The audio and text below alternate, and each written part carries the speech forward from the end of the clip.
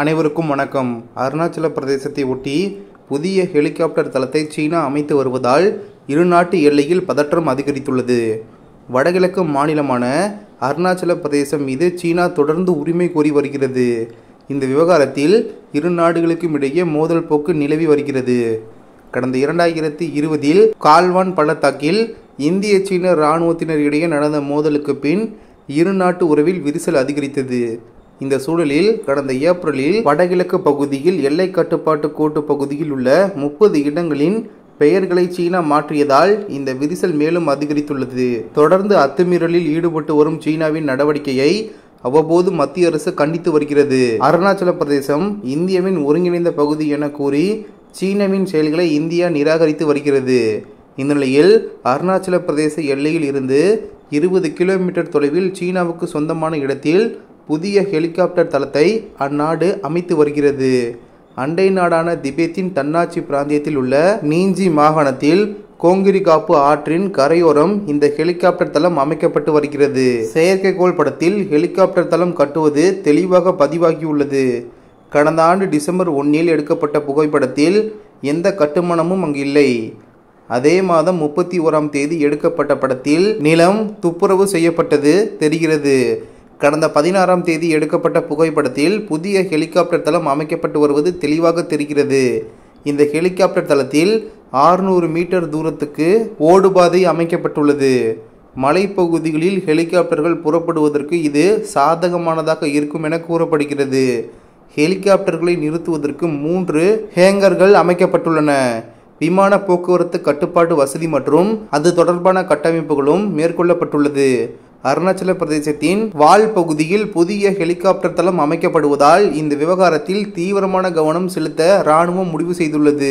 சீனாவின் பீஜிங் எல்லையில் நம் நாட்டு உதவியுடன் சியாகாங் என்னும் இரட்டை பயன்பாட்டு கிராமங்கள் நிர்மாணிக்கும் பணிகள் நடந்து வரும் சூழலில் எல்லையில் புதிய ஹெலிகாப்டர் தளம் கட்டப்பட்டு வருவது இரு நாட்டு எல்லையில் பதற்றம் அதிகரித்துள்ளது. அடுத்த செய்தி, இந்தியாவும் ஆஸ்திரேலியாவும் தங்களின் மூலோபாய உறவுகளை ஆழப்படுத்துவதால் இரு நாடுகளுக்கும் இடையிலான விண்வெளி ஒத்துழைப்பை குறிப்பிடத்தக்க மையமாக வெளிப்பட்டுள்ளது. குறிப்பாக அமெரிக்காவில் வரவிருக்கும் குவாட் தலைவர்கள் உச்சி மாநாட்டில் இரு நாடுகளின் தலைவர்களும் அமெரிக்கா மற்றும் ஜப்பான் சகாக்களுடன் சந்திப்பார்கள். விண்வெளி ஒத்துழைப்பு என்பது அவர்களின் பரந்த கூட்டாண்மையின் இன்றியமையாத அங்கமாக மாறி வருகிறது. இரு நாடுகளும் தங்கள் விண்வெளி திறன்கள் மற்றும் வணிக நடவடிக்கைகளை விரிவுபடுத்துவதற்கான லட்சியங்களை கருத்தில் கொண்டு விரைவாக வளர்ந்து வரும் விண்வெளி தொழிலை கொண்ட ஆஸ்திரேலியா உலக விண்வெளி பொருளாதாரத்தில் தன்னை ஒரு முக்கிய பங்காளியாக நிலைநிறுத்திக் கொள்கிறது. மேலும் இந்தியா அதன் இந்திய விண்வெளி ஆராய்ச்சி அமைப்பு மூலம் விண்வெளி தொழில்நுட்பம் மற்றும் ஆய்வுகளில் முன்னணியில் தனது பங்கை தொடர்ந்து உறுதிப்படுத்துகிறது. ஆஸ்திரேலியாவின் விண்வெளி தொழில் விரைவான மாற்றத்தின் ஒரு காலகட்டத்தில் உள்ளது. இது குறிப்பிடத்தக்க அரசாங்க முதலீடு மற்றும் வளர்ந்து வரும் ஸ்டார்ட் அப் சூழல் அமைப்பு ஆகியவற்றால் குறிப்பிடப்படுகிறது. ஆஸ்திரேலிய அரசாங்கம் 2030 ஆண்டுக்குள் தொழில்துறையை $12 பில்லியன் வளர்த்து தோராயமாக 20,000 புதிய வேலைகளை உருவாக்கும் ஒரு பார்வையுடன் இந்த துறையில் ஒரு முக்கிய இடத்தை நோக்கி நகர்ந்து வருகிறது. 2018 நிறுவப்பட்ட ஆஸ்திரேலிய விண்வெளி நிறுவனம் இந்த மாற்றத்தில் முன்னணியில் உள்ளது. இது செயற்கைக்கோள் தொழில்நுட்பங்கள், பூமி கண்காணிப்பு மற்றும் விண்வெளி சூழ்நிலை விழிப்புணர்வு போன்ற முக்கிய பகுதிகளில் கவனம் செலுத்துகிறது. குறிப்பிடத்தக்க வகையில் தெற்கு அரைக்கோளத்தில் உள்ள ஆஸ்திரேலியாவின் புவியியல் நிலை துருவ மற்றும் சூரிய ஒத்திசைவு சுற்றுப்பாதையில் செயற்கைக்கோளை ஏவுவதற்கு ஒரு தனித்துவமான அனுகூலத்தை வழங்குகிறது. தெற்கு ஆஸ்திரேலியாவில் உள்ள வேலர்ஸ் வே ஆர்பிட்டல் லான்ச் காம்ப்ளெக்ஸ் போன்ற புதிய ஏவுதள வசதிகள் நாட்டின் ஏவுதல் திறன்களை மேம்படுத்துகின்றன.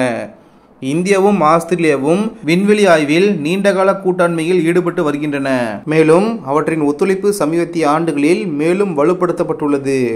2021 ஆண்டில் இஸ்ரோ மற்றும் ஆஸ்திரேலிய விண்வெளி நிறுவனம் விண்வெளி ஒத்துழைப்புக்கான 2012 இந்தியா ஆஸ்திரேலியா இடையேயான அரசு புரிந்துணர்வு ஒப்பந்தத்தில் ஒரு திருத்தத்தில் கையெழுத்திட்டன. இந்த திருத்தம் புவி கண்காணிப்பு, செயற்கைக்கோள் வழி செல்லுதல் மற்றும் விண்வெளி சூழ்நிலை விழிப்புணர்வு ஆகியவற்றில் அவர்களின் கூட்டு முயற்சிகளை முறைப்படுத்தியது. அதே நேரத்தில் இந்தியாவின் ககன்யான் மனித விண்வெளி பயண திட்டத்திற்கு ஆதரவளிக்கும் ஒத்துழைப்பை விரிவுபடுத்தியது. ஒரு குறிப்பிடத்தக்க மைல்கல்லாக 2026ஆம் ஆண்டுக்குள் இந்தியாவின் சிறிய செயற்கைக்கோள் ஏவுகணை வாகனத்தில் ஆஸ்திரேலிய செயற்கைக்கோள் பேலோடை ஏவுவதற்காக இஸ்ரோவின் வணிக பிரிவான நியூ ஸ்பேஸ் இந்தியா லிமிடெட் உடன் ஆஸ்திரேலியா சமீபத்தில் $18 மில்லியன் மதிப்புள்ள புரிந்துணர்வு ஒப்பந்தத்தில் கையெழுத்திட்டது. இந்த பணிக்கு ஸ்பேஸ் மைத்ரி என்று பெயரிடப்பட்டது. இந்திய மண்ணிலிருந்து ஆஸ்திரேலியாவின் மிகப்பெரிய செயற்கைக்கோள் ஏவுதலை குறிக்கிறது. மேலும் இருதரப்பு விண்வெளி ஆராய்ச்சி மற்றும் தொழில்நுட்ப ஒத்துழைப்பை மேம்படுத்துவதற்கான பரந்த முயற்சியின் ஒரு பகுதியாகும்.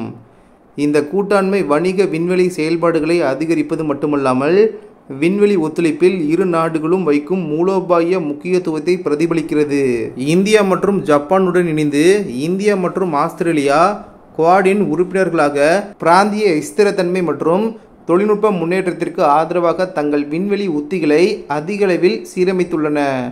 இந்தோ பசிபிக் பிராந்தியத்தில் தொழில்நுட்பம் மற்றும் பாதுகாப்பு ஒத்துழைப்பை உள்ளடக்கியதாக குவாடின் கவனம் விரிவடைந்தால் அமெரிக்காவில் நடைபெறவிருக்கும் குவாட் தலைவர்கள் உச்சி மாநாடு இரு நாடுகளும் தங்கள் விண்வெளி ஒத்துழைப்பு நிகழ்ச்சி நிரலை மேலும் முன்னெடுத்து செல்வதற்கான ஒரு முக்கியமான தளத்தை வழங்குகிறது.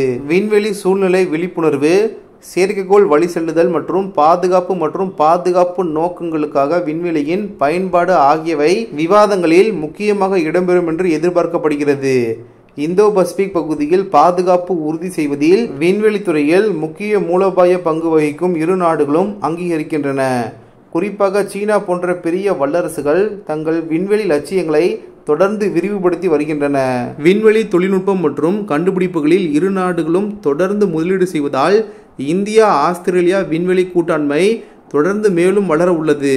சர்வதேச ஒத்துழைப்புகளை ஈர்க்கும் ஆஸ்திரேலியாவின் உத்தி இந்தியாவின் மேம்பட்ட விண்வெளி திறன்களுடன் இணைந்து இந்த கூட்டாண்மையை அவர்களின் பரந்த பாதுகாப்பு மற்றும் தொழில்நுட்ப ஒத்துழைப்பின் முக்கிய அங்கமாகிறது. கூடுதலாக குவாடில் அவர்களின் பகிரப்பட்ட பங்கேற்பானது பலதரப்பு விண்வெளி ஒத்துழைப்பை வளர்ப்பதற்கான ஒரு கட்டமைப்பை வழங்குகிறது. மேலும் உலகளாவிய விண்வெளி நிர்வாகத்தில் அவர்களின் செல்வாக்கை மேம்படுத்துகிறது. இந்தியா மற்றும் ஆஸ்திரேலியாவின் தலைவர்கள் வரவிருக்கும் குவாட் உச்சி மாநாட்டில் சந்திக்க தயாராகும் போது விண்வெளியில் அவர்களின் கூட்டு முயற்சிகள் விவாதத்தின் முக்கிய பகுதியாக இருக்கும். இது இந்தோ பசிபிக் பாதுகாப்பு மற்றும் தொழில்நுட்ப வளர்ச்சியின் எதிர்காலத்தை பற்றி ஒரு பார்வையை வழங்குகிறது. இந்த வீடியோ இன்ஃபர்மேட்டிவாக இருந்தால் சேனலை சப்ஸ்கிரைப் செய்து கொள்ளுங்கள். நன்றி. ஜெய் ஹிந்த்.